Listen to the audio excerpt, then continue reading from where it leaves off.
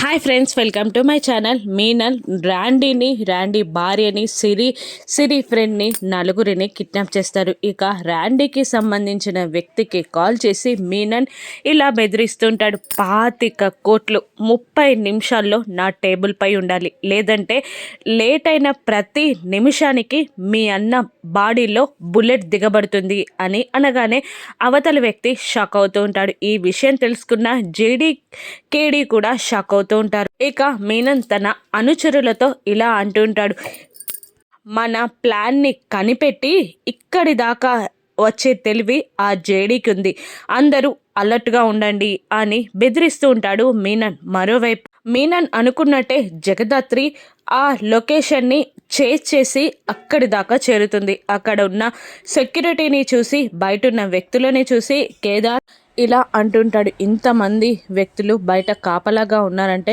ఖచ్చితంగా మీనన్ ఆ నలుగురు లోపలే ఉండుంటారు అని కేదార్ అంటుండగా, ఏ చిన్న మిస్టేక్ జరిగినా పెద్ద ప్రాబ్లం అవుతుంది అని అంటూ ఉంటుంది జేడి. ఇక ఏ చిన్న ప్రాబ్లం జరిగినా ఆ నలుగురి ప్రాణాలకి ప్రమాదం జరుగుతుంది అని జేడి అనగానే కేదార్ భయపడుతూ ఉంటాడు. మరోవైపు జేడి, కేడి, రమ్య, కిరణ్ వాళ్ళ ప్లాన్ని ఇంప్లిమెంట్ చేస్తూ రివాల్వర్తో సహా మీనన్ మనుషులని కొడుతూ లోపలికి ఎంటర్ అవుతారు. ఇక లోపలికి ఎంటర్ అయిన జేడీని చూసి మీనన్ షాక్ అవుతాడు. ఇక ఇప్పుడు మీనన్ జేడీల మధ్య జరిగే వార్ ఎలా ఉండబోతుందో రాను ఎపిసోడ్స్లో చూద్దాం. Thank you for watching.